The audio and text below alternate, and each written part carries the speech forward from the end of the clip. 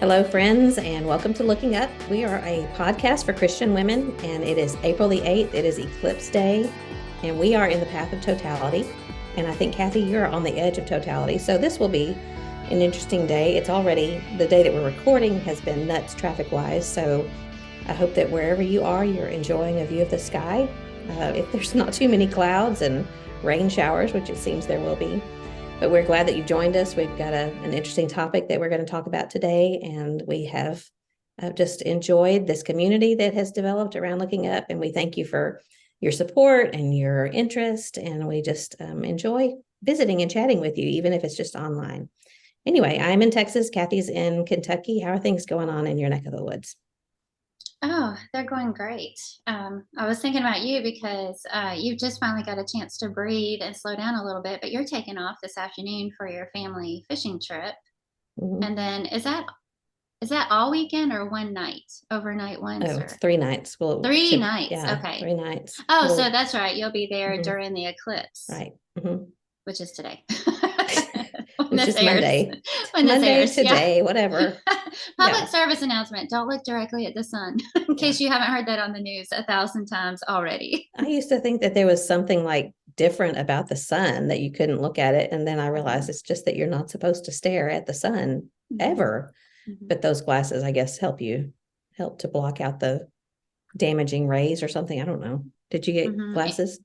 No, Don't look at the sun. don't look at the sun, Mhm. except for the 2 minutes or less that it's in totality. So, Yeah.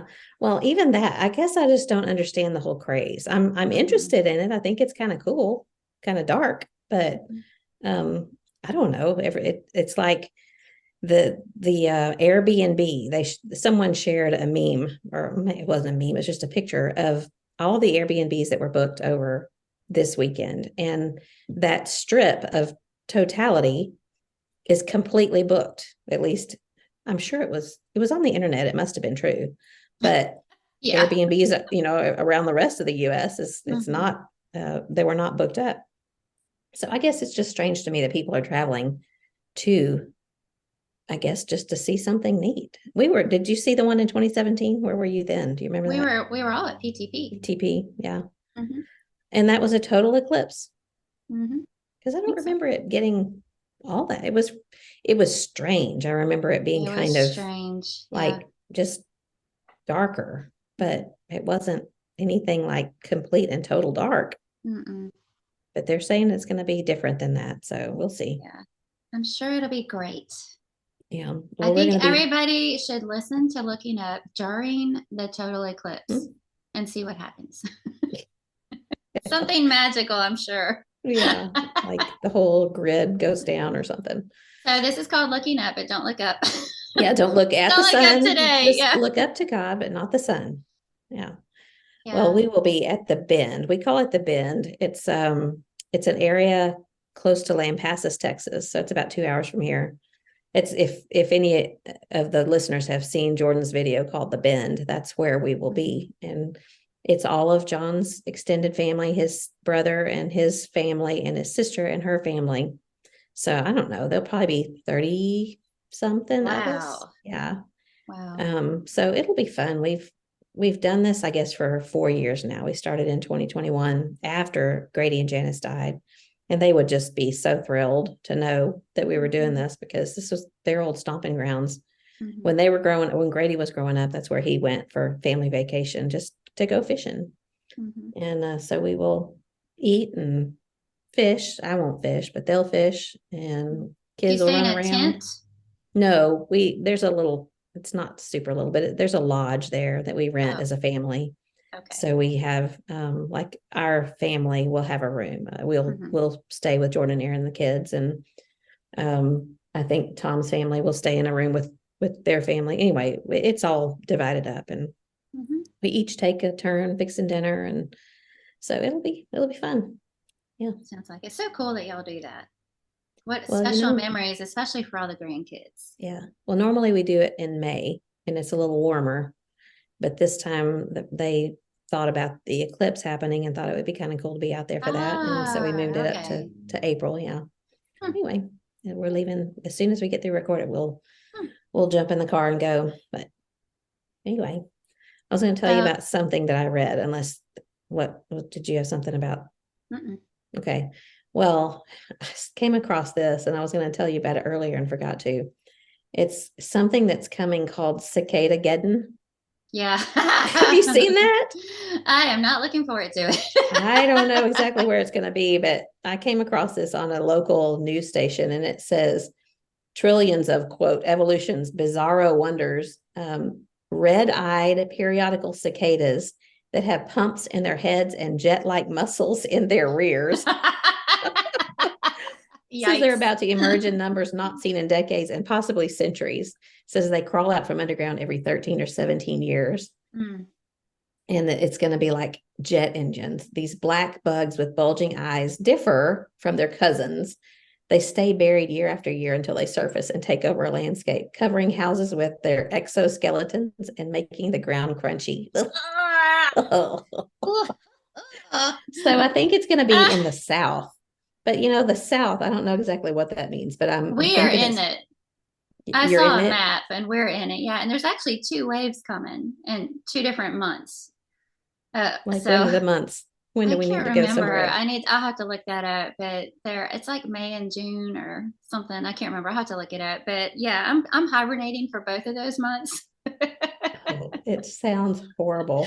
It I mean, does. I'm not, I know they don't sting and they don't hurt you, but they're just so creepy. And if there's Mhm. so many of them, nah, I'm Yeah.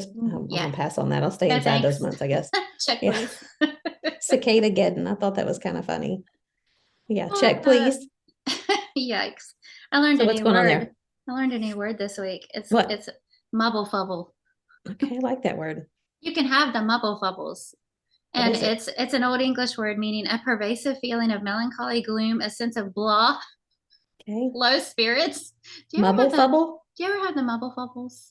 I do. Sense of blah? I think I had them this week. Yeah. Sorry for your mubble bubbles. Yeah, that's just fun. It kind of gets you out of the mubble fubble if That's you what say I'm mubble thinking. fubble. If somebody says what's wrong, "Oh, I just have a case of the mubble bubbles." Yeah.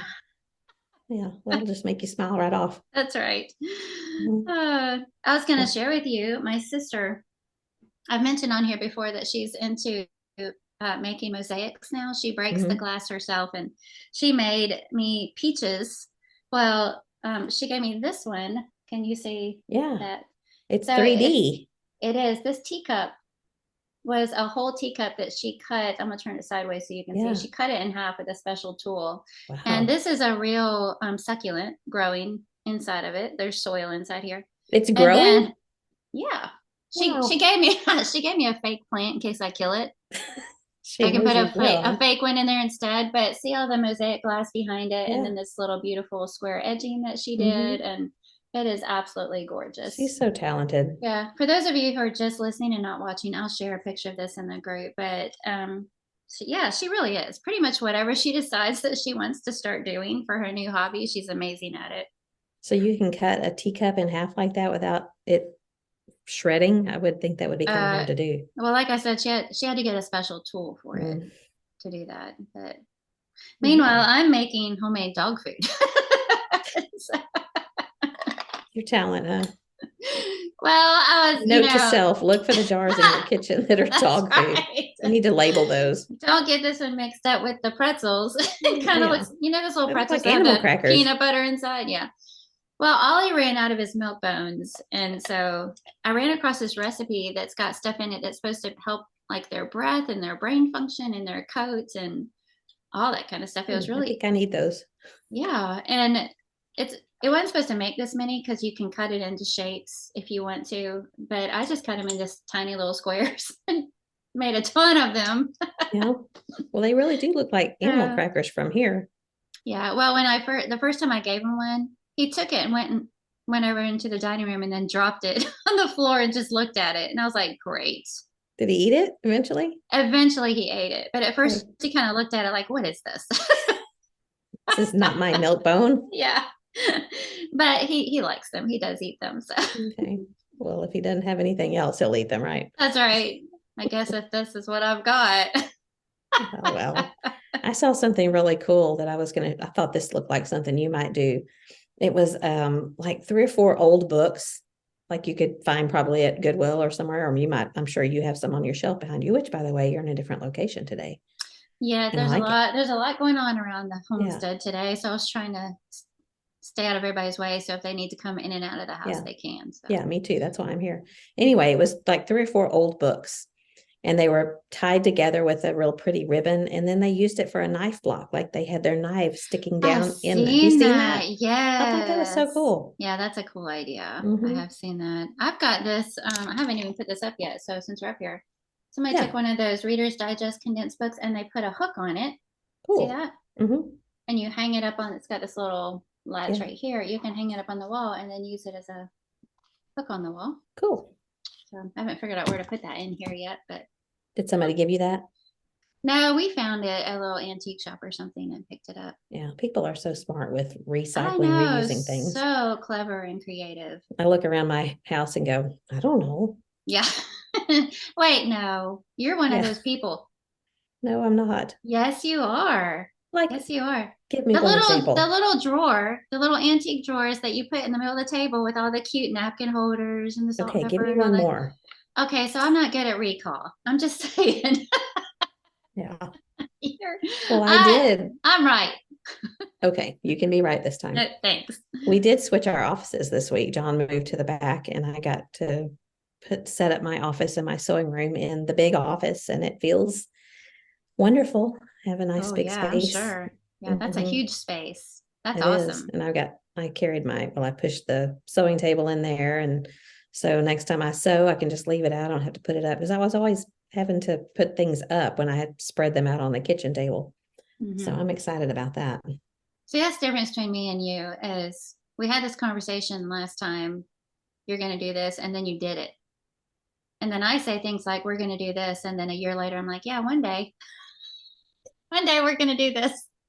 Well, when you have limited amount of time and like, okay, I have from Tuesday until Friday that I can do this. Can I squeeze it in? But that's Hmm. something we had to do because John had to have an office. So Yeah. he's the one really kind of got it going and started moving things. And I feel bad because the room he's in is still has a bed in it and things piled on the bed, but he doesn't care. I care. I want mine to look nice. And of course, it's what you see as soon as you walk in the house because Right. everybody uses the back door, just like your house. Everybody uses the back Hmm. door.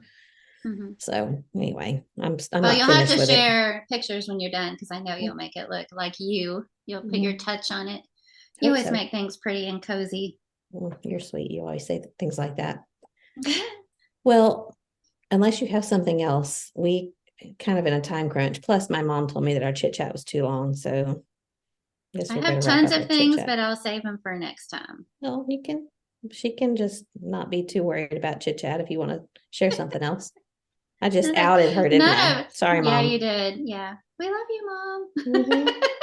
You can have your opinion. Well, I was going to say, all the kids came over for Easter, and Gary has a cello now, a great big, beautiful cello. Wow. I And love the cello. oh my, I mean, we always enjoy listening to them anyway, because they've got their guitars and, all that kind of stuff out. When they come, they play. He has just started. He's only spent a few hours and he sounds so good and it's beautiful. I told him, Mm, I said, I feel like you just brought like instant class to this household. yeah. Like all of a sudden we're cultured Mhm. and it sounds so good. It's So such a smooth, calming instrument to me. yeah, yeah, Love it cello is. music. It's just Well, doesn't he relaxing normally and beautiful. play banjo He has a and banjo, guitar? guitar, and then uh what is it, dobro? Or I always get all the things Yeah. mixed up, but he has a few different things. Pretty much if it has Mhm. strings, he can play it, but He's very musical. now he has a cello, and so that's exciting. The other thing I Hmm. was going to mention is, do you remember I told you about the pot heads that Christy and I made? Hmm. Well, mine's name is Shirley, Hmm. and we had a windstorm one night, and I Oh left no. Shirley outside on the deck. Shirley And has demised. well, and I forgot to warn Christy about this because they came over one night and Shirley was still out there, but we had a windstorm come through. And when I went out the next morning, Shirley's nose had popped off.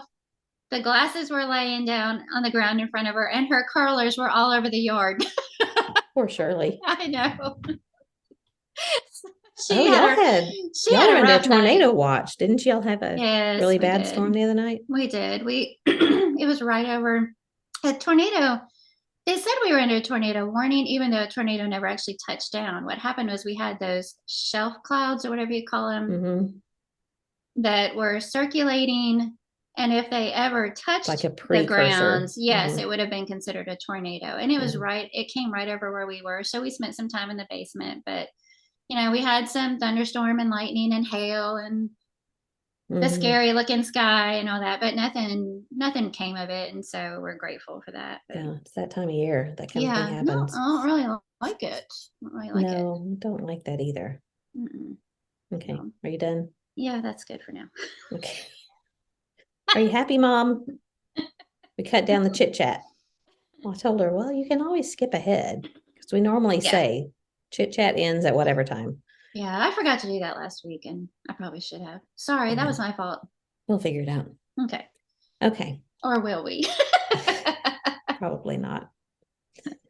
Today, we are going to talk about how sometimes we are overly self conscious. And I was just thinking about this one day last week and how what is it about being self conscious that sometimes prevents us from doing some things that we really should do or makes us do things that we shouldn't. So we're going to kind of explore that. Hopefully you and I will think of some ways that we can improve on this. But this is a problem for me because even just now, like we were talking about my intro, and I was thinking I could do Mrs. Doubtfire and do hello.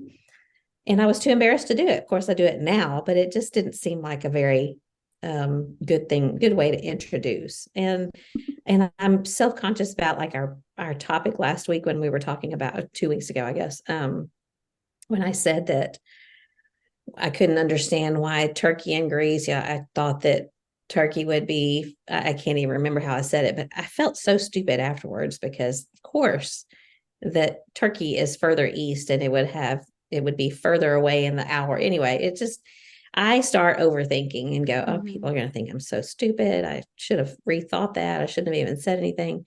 So there's always things that I'm thinking to myself, someone is going to think I'm an idiot, or what did I have on my face? I was do you do that? I'm sure everybody probably Yes. does when you get in the car Yes. and you have this big mark on your face. You're like, oh, great.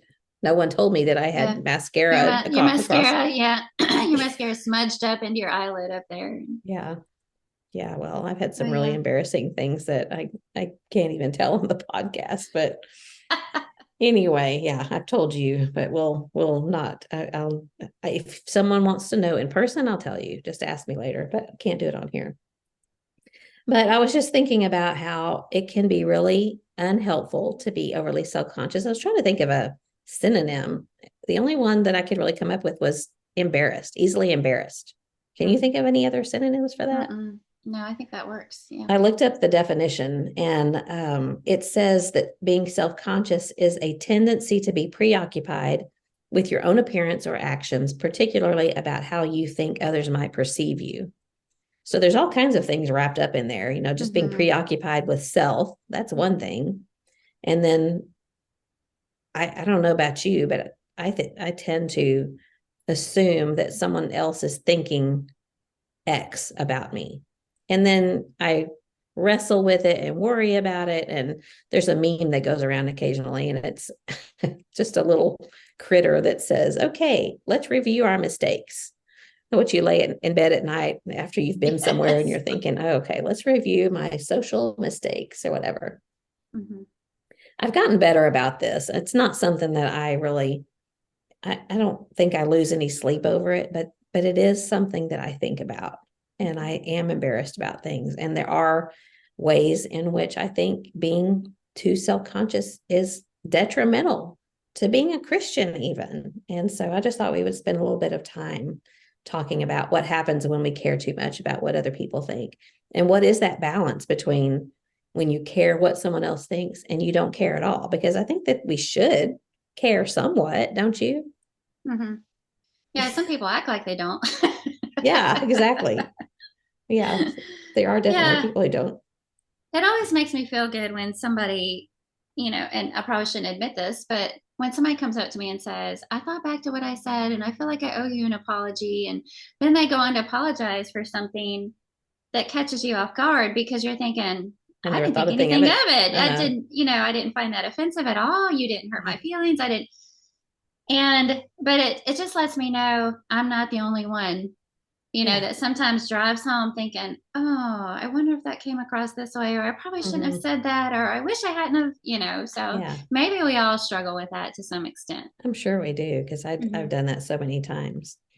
Well, let me just ask you a few questions and let me know what you think. How often do you have negative thoughts about how you look to others? Oh, like always, sometimes never. Yeah, we go back to that episode. That's probably an always. Yeah. That makes me sound vain. See, now I'm self conscious about sounding vain. I just think you sound normal, because I think most of us feel that way. I Yeah. mean, that's just something that we're self-conscious about. I was thinking about when I was a teenager, and the things that I was self-conscious about then. And back when I was a teenager, zits were a thing. And now there's all kinds of medicine. Like I don't know about you, but I was just thinking the other day that I don't ever see acne on young people anymore. It's like it's gone. Mm-hmm. I guess because there's so many effective medicines now. But back in my day, Back in we my had day, we had zits. Clearasil, Physoderm. Clearasil, right? Yeah. Yeah, Physoderm. Remember Buff Puff? I had all kinds of things. Yeah, it was like a scratchy pad that you scrub your face with. And, you're probably Mm. not supposed to scrub your face when you have zits. But anyway, those always seemed to pop out when I was a kid, when I was a teenager, at the worst possible time when you're wanting to look your best. And so, you got the cover up or whatever. But I just remember feeling very self-conscious about how I looked when I was a teenager. I remember being so self-conscious about, like, in high school when you go in the lunchroom and you don't know who to sit with. And I Mhm. don't know if that was something that I mean, I had a circle of friends that sometimes they would, like, they were band kids, and they might have had a practice or whatever. And I didn't have that because I wasn't in band in high school. So when you go in the lunchroom, you don't know who to sit with. And that was so embarrassing to me. Like, I have friends, but they're with their other friends, or they're doing something else, or would they welcome me at that table? And Mhm. so, I mean, that was a pretty big deal back then to So me. that doesn't bother you anymore? No, but I mean, I'm not in that kind of situation anymore, really, because I'm usually with someone all the time. I'm with John or you or somebody. And so it's like that safety in I don't know how to say it, but you just have that comfort of someone being with you. Mhm. Does that bother you still? Yeah, I still feel that. When you're thinking about going to a fellowship, potluck, or anything that involves a bunch of tables set up and you have to go in and find your seat, or a full Yeah. classroom, you have to go find somewhere to sit. And I still have that awkward, huh? Really? Where am I going to sit? And are they going to care if I sit next to them? Or, yeah, Yeah. it's still in high school. Yeah. Well, there's many ways that I'm still in high school. But even though, if I'm honest, and I'm a little embarrassed about this, but my religious differences, I always thought about, in high school and even a little bit younger than that, the things that we didn't do, what set us apart. And Mhm. in my mind, and I have to say that this is in my mind, because I know my parents taught me differently. It wasn't about, what we don't do, but I feel like I honed in on, this is what I don't do. I don't drink. I don't dance. I don't do these things. And so that set me apart. And instead of seeing that as a positive thing, I saw it as not a negative thing, but as something that just made me weird.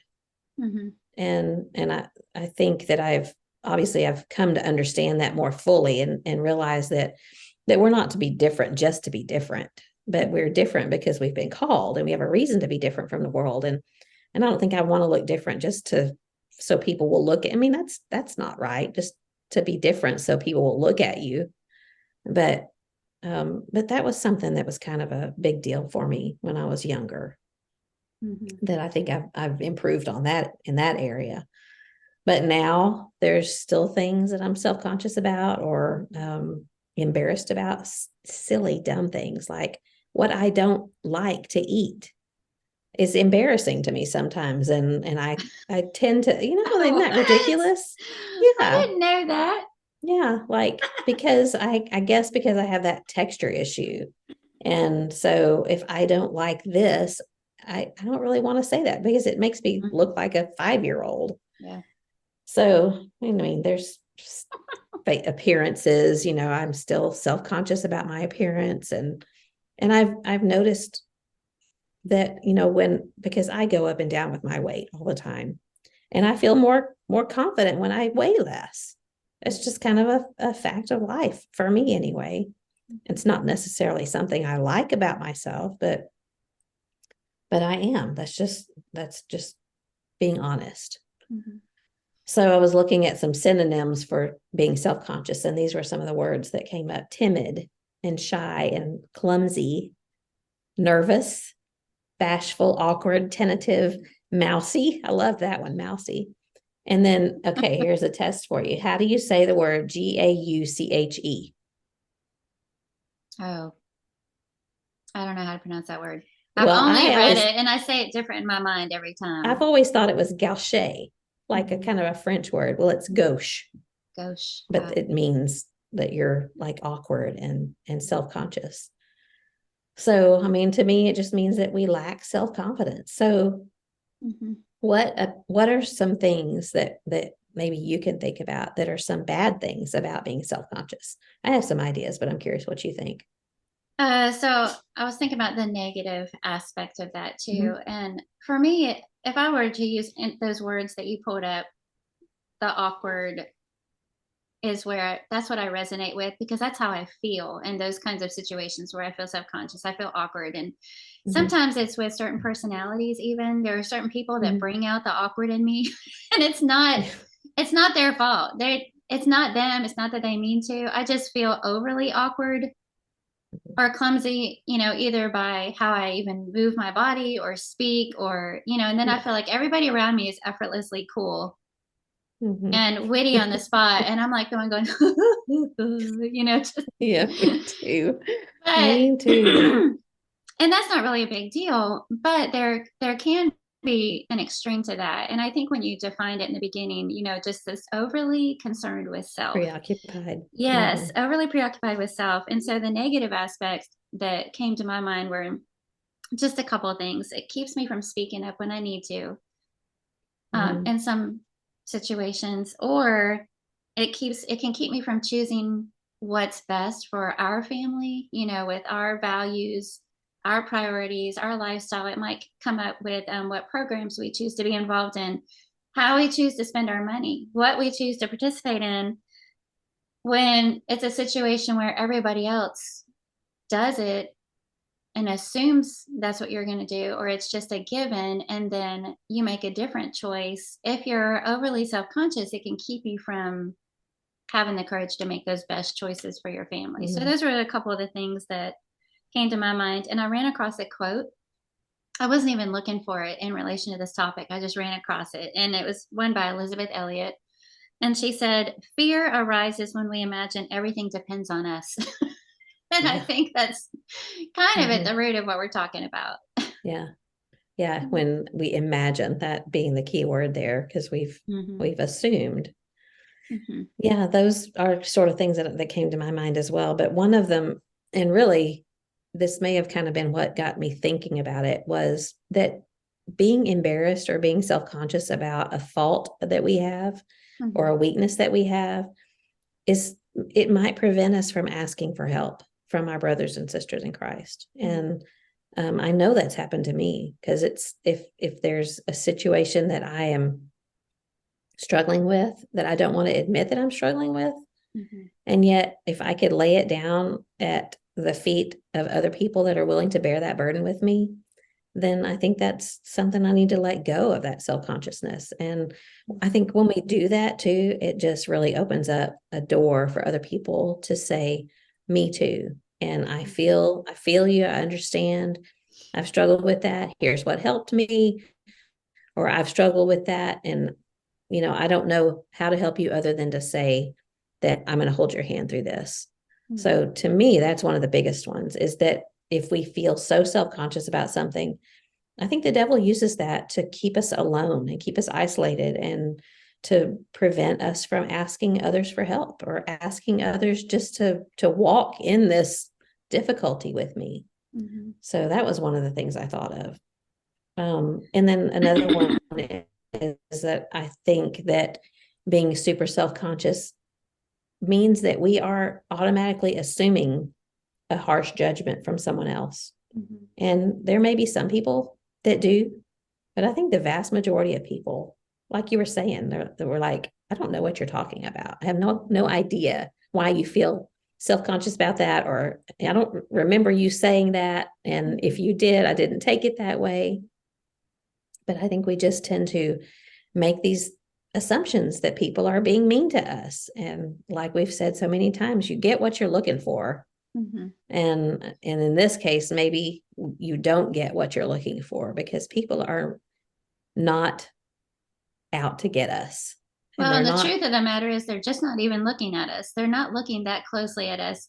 We're Mm. the ones, sorry, preoccupied with ourselves. They're not preoccupied with us. So Yeah, they're I can't they're imagine why not not. they're not looking that closely. The Mm-hmm. things that we might be worried about, they'll never notice because they Yeah, don't care. yeah, exactly. So just the whole idea of being self-conscious, I mean, when you really think about it, it sounds harsh to say, but it's pretty self-centered. It's Mhm. pretty selfish. And I don't want to make anybody who struggles with being self-conscious feel even worse about that, because usually you're beating yourself up already. Mhm. Because I know that I do. I laugh about it sometimes, because, sometimes it's an awkward thing that I say. and I'm like, oh, just, you want to just back up and Yeah. Rewind. not, yeah, not encounter that person in the first place, or Yeah. say something really smart. And it's usually one or two people. And you and I have talked about Mhm. this.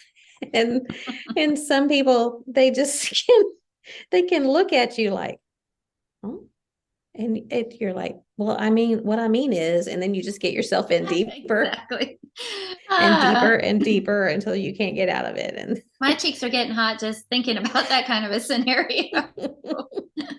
When you were talking, yeah. I was thinking it sounds like, and I hate to say this out loud, but it sounds like arrogance plays a part, pride plays a part, Mhm. perfectionism Yeah. plays a part, and needing to come across like you've just got it all together. Yeah. And I know that's probably true, and it's like you said, not trying to make anybody feel worse about it who struggles with it, but sometimes it's good to put things in perspective, to see the reality of it. And when I think about Neil, he's probably the least self-conscious person I know. And I don't mean I don't mean that in a bad way, like he just doesn't care. But if I were to point out something, and I'm not saying that this happens, I'm just trying to think of an example. Let's say that we've been with people at the church building, and then on the way home, I say, "Oh, you've got like a booger." I'm sure he's going to be so glad that you shared that. He would just go, "Oh, really?" Or, Mhm. I mean, that's a bad And I would example, obsess but about it for the next three yes, weeks. whereas I would have been mortified and not Hmm. even want to go back to church that night. I mean, Yeah. just and for when he preaches, he doesn't use notes. He memorizes his lesson and then presents it. I would never do that Hmm. because I would skip a word in a verse, or I would say something different than I meant. And on the back end of that, I'd be kicking myself because I felt like it would need to be a certain way. So I feel like it's almost Personality a thing. personality thing, Hmm. and some of those weaknesses that we might struggle with, like perfectionism, or Yeah. a little bit pride, a little okay, a big pride problem Hmm. might play into when we struggle with being overly self-conscious. Yeah. Yeah, definitely. I mean, I think it does. And um, I mean, but then that kind of brings to mind what we want to have, the good kind of pride, because that's one of the good things that I think comes from being Mhm. self-conscious, is that we want Mhm. remember that God made me and I'm valuable to him and I'm loved by him, regardless of whether or not I have a booger in my nose. When other people might say, ew, she had a booger. And That was a bad example. you can't get that back in the box though. Well, I think there's a difference between always doing our best, Mm-hmm. being the best version of ourselves that we can, putting our best foot forward, and always needing to be the best or be perfect or seen a certain way, like overly preoccupied with that. Well, where's the balance there? Yeah. That's the Yeah. question that I Well, have and for I'm you. I'm hoping you'll answer that because this was your topic idea. Yeah, this is where I need your help though, because that was one of my questions is what is the balance Mhm. between caring what others think and not caring at all? Because like you said, Mhm. we know people that are both ways. And I I tend to admire people who are not self-conscious. Mhm. They're, I don't want to say not necessarily the let it all hang out kind of people, Mhm. because I think, like you said, we want to be the best version of ourselves. We want to put our best foot forward. We want to honor God in everything that we Mhm. say and do. But I think, again, there's that, what exactly does that mean? Because if we have that perfectionist type personality, then, presenting our best to honor God is something different for you than it is for someone who is satisfied with just trying to be the best. Yeah. And that's where I don't really know exactly what the answer is, Well, because I think you're right. It's a personality the thing. ironic thing is that those people that you admire that aren't self-conscious, aren't you so comfortable around them? Yes. Because they just give off that vibe of being comfortable in their skin, whether things are perfect or not. And it helps you relax when you're around them. Whereas somebody Mhm. who is a little Yeah. overly self-conscious, that vibe comes off. And I think it Yeah. makes everybody around them feel a little tense or uncomfortable or awkward. Yeah. So here we are overly self-conscious and worried about other people think, and we're making it worse Yeah. because we're not I don't think we keep that a secret. I think that that's something that's probably not all that hidden Hmm. as much as we'd like to think it is. Yeah. So what is it about those people, trying to think of someone, like what is it about Neil that makes him self-conscious? What makes you comfortable around him is, I think, in just thinking about Neil, is he's interested in other people. Maybe that's one Mm-hmm. of the keys, is that he's not so focused on himself, Mm-hmm. not preoccupied with his own self, but he's asking you questions about you. John's really good at that. He's always Mm-hmm. anytime we're around somebody new, I kind of have this mental count. Okay, how long is it going to take for him to ask, so where are you from? Usually it's about 18.2 seconds, but it's, I think maybe that's one of the keys, is being more interested in other people. And that's biblical. That's even one that I wrote down, thinking about Philippians 2, and how that says that, um let's see if I can find it, because if I try to quote it, I'll never do it right. Well, while you're um looking that up, that's exactly what I was going to say is I think that's the key for Neil is he doesn't have time to worry about himself because he's thinking about other people. yeah. Even when he's preaching, he's thinking about the message for them. And Hmm. when he's talking to people, he's thinking about them. And I'm sitting there going, you know, do I have an eyebrow hair sticking up? Do I have a, Yeah. Yeah. I think in some ways it's just being real here. It's maybe a little easier for guys. Maybe, I don't know, Mhm, because they don't have the makeup to worry about, and they have short hair, and mhm. they're supposed to have wild eyebrows and facial hairs. Anyway. Okay. Back that up. Can we edit that out? So Philippians 2. Yeah, this is what I had Unscripted. written down. Huh? Unscripted for Unscripted. sure. Biblically, just thinking less on self and more on others. See, I didn't even remember I wrote that down, and I said that about Neil. But Philippians 2:3, do nothing from selfishness or empty conceit. And that's kind of a slap in the face there, thinking about conceitedness. Is that even a word? Mm. Conceit, just being conceited. Mhm. But with humility of mind, regard one another as more important than yourself. Do not look out for your own personal interests, but also for the interests of others. And then it goes on to talk about how Jesus emptied himself and took on the form of a servant. So that probably is key right there, is just to be so focused on others that we don't have the energy or the time, or we have a proper view of ourselves, and realizing that we are not as important as we might think that we are. Um, that doesn't even sound right. We are not, like you said earlier, people are not really thinking about us. They're not wasting their brain space thinking about whatever faux pas we just committed. So, Yeah, I think if you wonder where you fall in that spectrum, when you walk into the door that you're going to see people at, I'm always thinking of the church building environment, but say you're walking into the multi-purpose room where everybody's hanging out.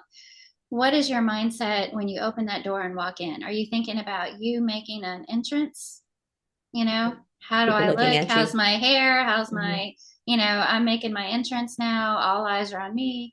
What impression am I giving off? Or when you're opening that door and you're walking in, are you looking around for people?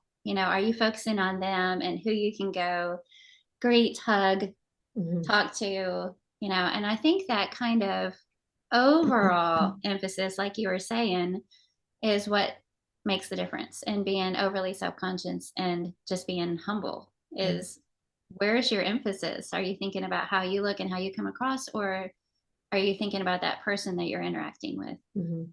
Well, that's probably a good action point, is to decide, today when it airs will be Monday, but today for us is Friday. Mm-hmm. Think about Sunday when we enter the auditorium, instead of thinking, we just shut down any thoughts of ourselves and look around at other people and see, we maybe locate 5 different people in the auditorium that we can go and encourage and say something to. And maybe making that a practice is something that can help get rid of some of that embarrassment or that self-consciousness that we feel all the time about Mm-hmm. ourselves. Good So it's just idea. so preoccupying. Mm-hmm. I was trying to think about some good things that come from being self-conscious. And one of them, I think, is that it tends to make us take more care with the words that we say rather than just word vomit. Mm-hmm. Sorry for that mental picture, but that's what some of us do sometimes, is just let it all hang out. And I think if we are a little bit self-conscious, and maybe that's key, a little bit, Mm-hmm. it makes us think before we speak. And thinking before we speak is always a good thing. Mm-hmm. Just being sure of what we say and not saying things that we're going to regret later. And that's kind of a hard thing too, because sometimes we just make mistakes. Mm-hmm. And then I think that we're also trying to represent ourselves and God in a good and positive way when we're self-conscious. But again, maybe that's part of being intentional about how we want people to see us and view us as being a representative of God and not just seeing ourselves. But then that means that we're not thinking about self, we're thinking about God. Mm-hmm. That makes sense. It does. And I was thinking the positive aspects of it are it helps us be more aware of how we come across. Mm-hmm. And you know how you've said something about they seem harsh, they seem brusque, but once you get to know them, that's not really how they are. That's just how they come across. And we've talked about this before, but my dad told me when I was a teenager that, you know, when I'm not smiling, I look stuck up. And I never knew that about Mm-hmm. myself. So I had to be kind of aware of that, the way my face looks. Mm-hmm. Neil said when he's preaching to me, I look mad, not preaching to me, but when he's Yeah. preaching Because if he's and preaching to I'm you, you sitting might be. there, yeah, he Mm-hmm. can't read my face because I look mad. And so a little bit of self-consciousness can help us realize how we're coming across with Mm-hmm. our expression or the way we're talking to people. And that's a good thing. We all need Yeah. to be doing that. And also gives us an opportunity to consider the feelings of others.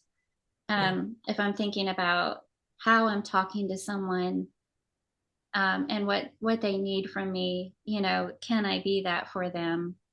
Mm-hmm. Um, if I've struggled myself with insecurity and that awkwardness on where to sit, I think there's a little bit of loneliness to that. It Mm-hmm. kind of makes you feel lonely in those situations, or fear.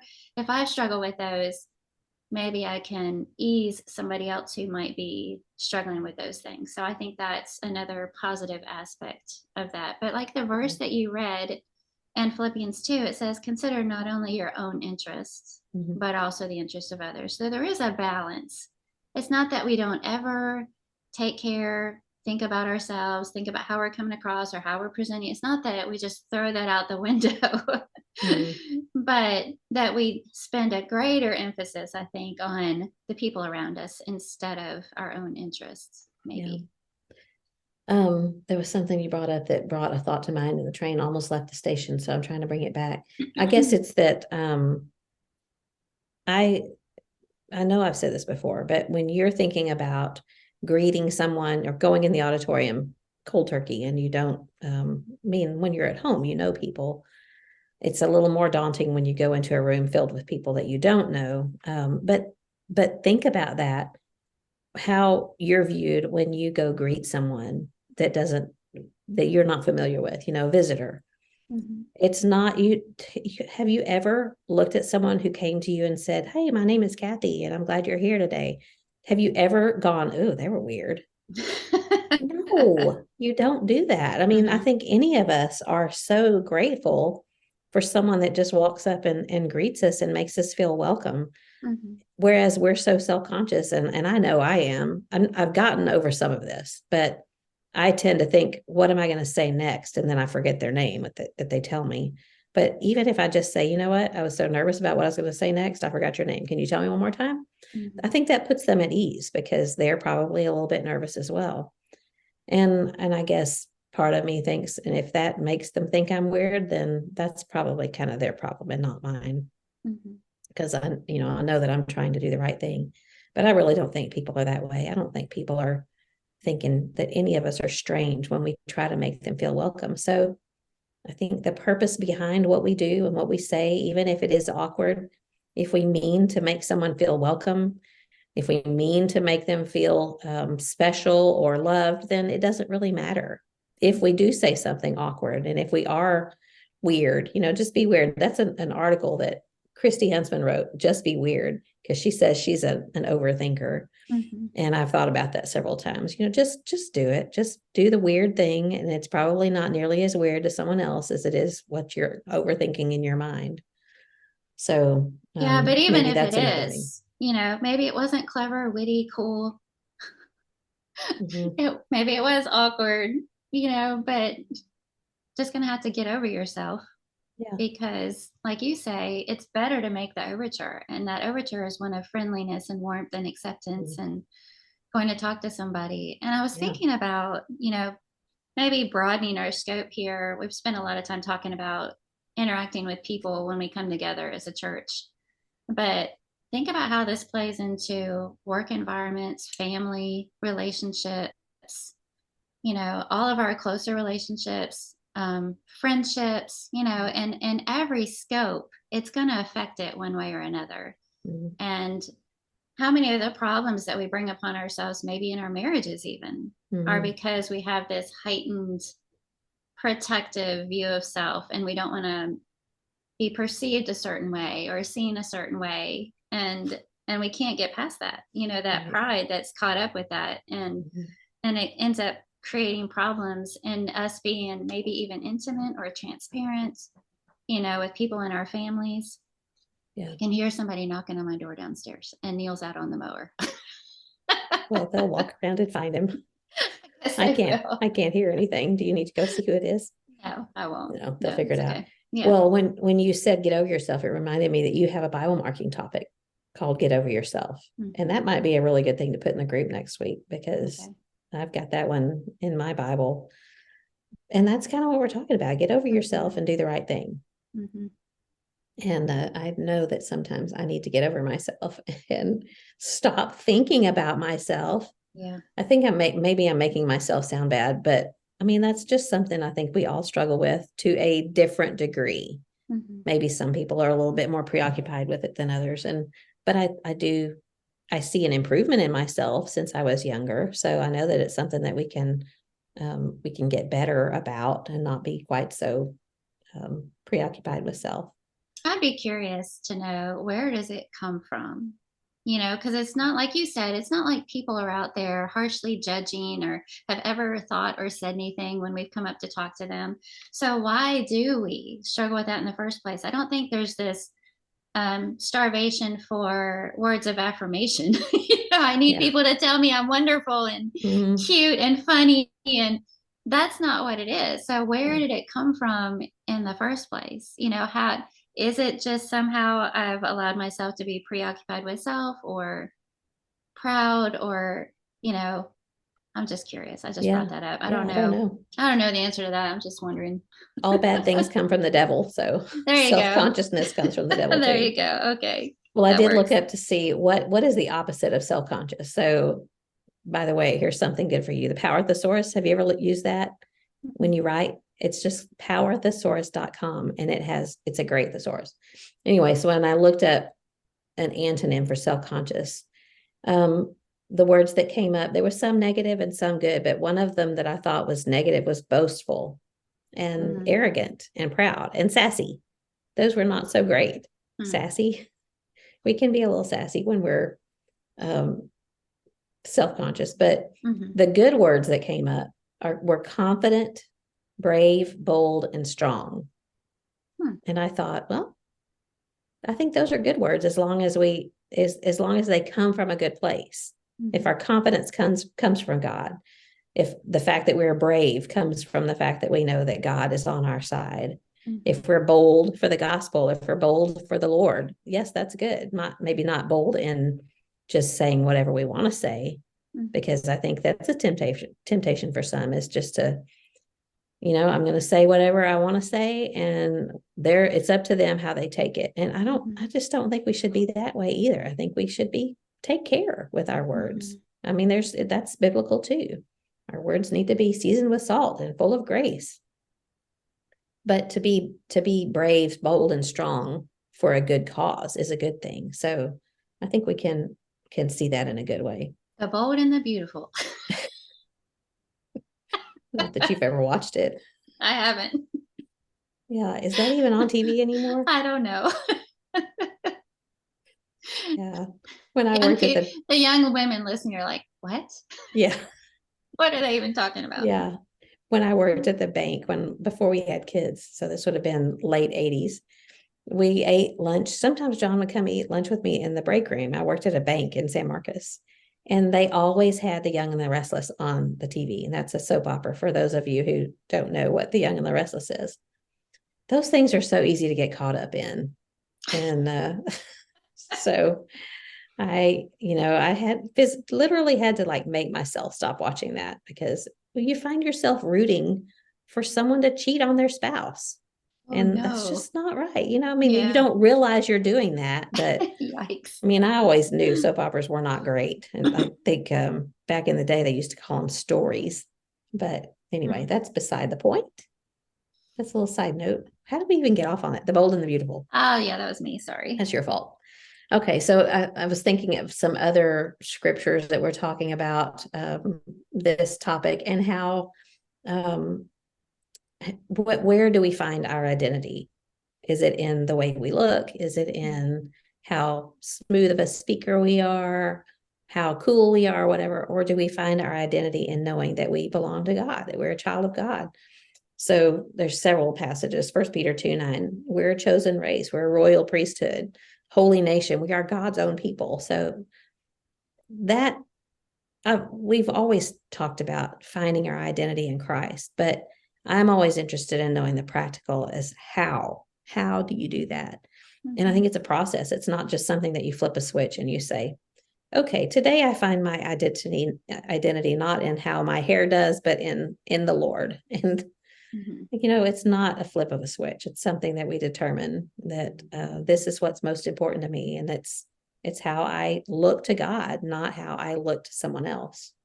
Of course, there's Colossians 3:3 and 4, which is just following our verses, but it talks about how you have died and your life is hidden with Christ in God. Galatians 2:20. Do you ever say that without singing it? I can't Not in say my it head. without Yeah. singing it. Mhm. Yeah. But it's no longer I that live, but Christ that lives in me. 1 John 3:1. I love this. See what kind of love the Father has given to us that we should be called his children. Mhm. And, when you think about what that kind of gift is, that we are called the children of God, that gives you some confidence in yourself when you know that you have been obedient and that you are a child of God. And then Romans 8:1 talks about how there's no condemnation for those in Christ. So there's lots of self-condemnation for those of us who tend to be self-conscious, but when it gets down to what really matters, there is no condemnation from God, and that's all that really matters. Mhm. Here's another question for you, and we can wrap up pretty quick, but how often do you overthink or obsess over embarrassing conversations with others, or worry about a perception that someone may have developed after a conversation? Are you in my head? Here's another question. And I mean, you don't have to say but you in the general sense. Do you change your personality to fit in? And I have done that before. When you think, I know I've even mentioned this before, when you tend to say, oh, I love that, and you don't really like it all that much, but someone else that you admire really Mhm. loves it. And so you want to be like that person. So Mhm. I think we change how we really feel to fit someone else. And that's, to me, being self-conscious. Mhm. I think I wrestled with that a lot more when I was younger, Mhm. and now I almost have this like extreme opposite of that. Yeah. If there's something that everybody else is all on board with, I don't want any part of it. I just want to do the exact opposite. Or Yeah. Yeah. Well, what was I going to say? I remembered something when you were saying that. Anyway, we can move on. Mhm. Well, I just think that there are lots of areas in which we tend to be super self-conscious when really what we are being is super self-preoccupied, or I don't know, however you want to say it. And we just really need to get over that and stop obsessing about ourselves and Mhm. start being preoccupied with what God wants us to be preoccupied with. And I think that's where I really just Mhm. wanted to have a little conversation about um, how God wants us to be rather than how we tend to be if we're left to our own devices. Does that make sense? Yeah, it does. And I hope that we can all plug this into all areas. We've kind of used the example of appearance because that's an easy one. But that doesn't mean that everybody listening even cares about their appearance. That could be like a very bottom of their priorities. But maybe you are self-conscious in your relationships with your in-laws or how you parent, or there's all these different areas where we can struggle with that and it ends up affecting it negatively. So I'm hoping we can all just kind of, some of the things that we've talked about, we can plug into whatever those areas are that we might struggle with that. Mm-hmm. We may Yeah. not care at all about our hair and our makeup. Yeah, that's a good point, because there are some people that just really, it doesn't matter at all to them. And there may be something else Mhm. completely different that they tend to be preoccupied with. And I mean, Mhm. I think that would be interesting to know from maybe next week in the group, we can talk about that, because Mhm. I always admire people that, say someone says, I really like this. And someone else might say, well, I really like something else. I'm trying to think of an example. When someone questions, whereas I might say, oh, yeah, someone else says, well, I don't understand. Could you explain this further? Mhm. And I just always admire people, because I think that indicates that they are thinking, they're Mhm. not just going along with whatever's being said, but they're truly thinking about what someone's saying and how that might impact them and how it might impact others.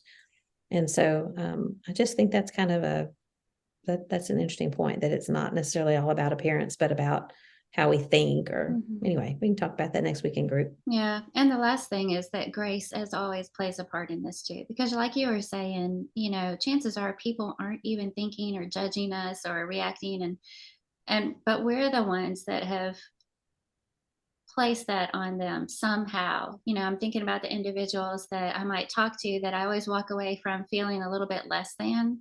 Hmm. That wasn't, they don't bring out the best in me, or I always feel awkward and Hmm. dumb or whatever when I'm around them, when it's probably not them at all.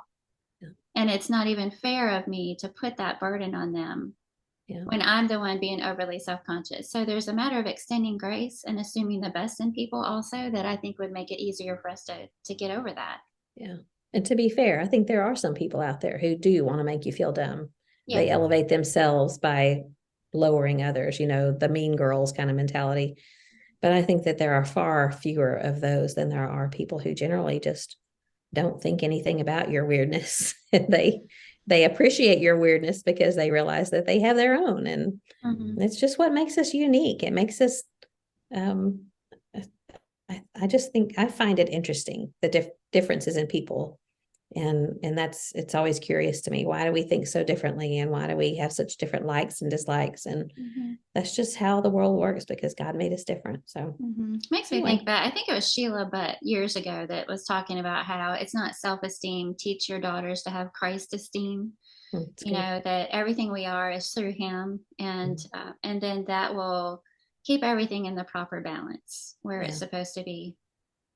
That's a good point. And I think maybe another little point to that is, I think that some of us who have struggled with being self-conscious or having a low self-esteem, we might have a knee-jerk reaction and teach our daughters to go the complete opposite way. And maybe that plays a part into why some people are not at all self-conscious, because they've been taught to think of themselves more than they think of anyone else. So again, balance, we talk about this all the time, but balance is always the key. Okay. Anything else? Conversation. Yeah. All right. Well, do you have something good for me this week? I do. So we learned a new game, and again, thanks to my sister Christy, she's the game master. But we played one called Crack List. Crack List. If I'm saying that clearly. And we played it twice now. Once was just me and her, which was fun. But then we played it again when there were 6 of us, and that was way more fun. But there's all these different category cards that you flip over, and in your hand is a deck of cards that each have like a letter on them, plus some specialty cards that come into play at different times. But anyway, when the topic is chosen, you have to lay down your card with a letter on it and come up with a word that fits that topic that starts with a letter. But it sounds more, it's a lot more fun than I'm making it sound. Is it 2 words, crack list, or yes, 1 word? Okay. I think it's 2 words. I don't know, actually, now that you say that. I think it's 2 words, but just comes in a little box. It's a lot of fun. Gets a lot of good discussion going too. So, and I love games that make discussions come up. My something good for you is to read an old book that you read when you were a kid. And I've got several here. I was just looking through my bookshelves because we're going to be with the kids, grandkids this weekend, some of them. And I know I told you that I read a book to Jackson back at Christmas time. So I was looking for another one.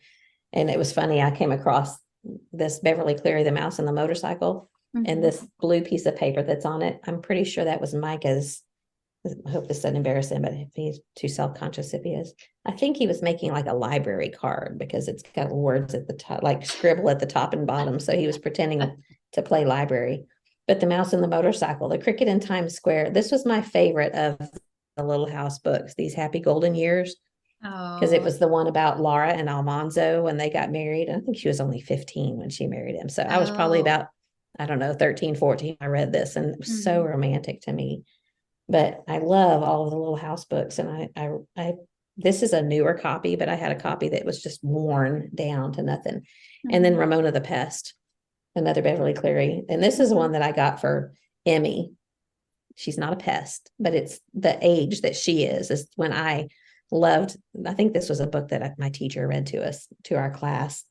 And it was just so fun. She writes with such description, and so I got that to read to Emmy. But anyway, just read an old book, a child's book. It will do your heart good, make you feel nostalgic, make you smile and laugh. So that Great was idea. something good. Yeah. Did you know Beverly Cleary struggled in school?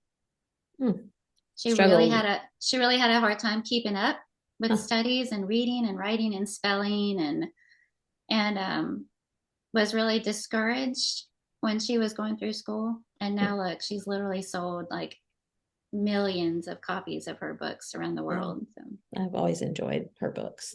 I'm gonna go back and read Gypsy Secret. That was one of my favorite books as a child. I've never heard of that one. I haven't even read it since then, so now I want to go back and read it. Yeah. I mean, there's lots of, I think I went not too long ago, read all of the Little House books again. The Long Winter was another good one. That one will just make you cold by reading it. But anyway, read a kid's book. It's good for your heart. Good idea. All right. Well, it's been a fun conversation. It's been enlightening as always.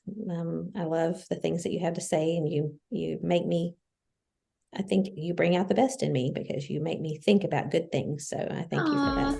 That's so sweet. I feel the same about you. Okay. Well, until next week then. Keep looking up, but not directly into the sun. Okay. Your friendly service reminder. The sun, S-O-N. Go find you some eclipse glasses, and you can look at the sun if you have those glasses. That's right. All right. Love you. Okay. We'll see you next time. Love you too. Okay, bye-bye.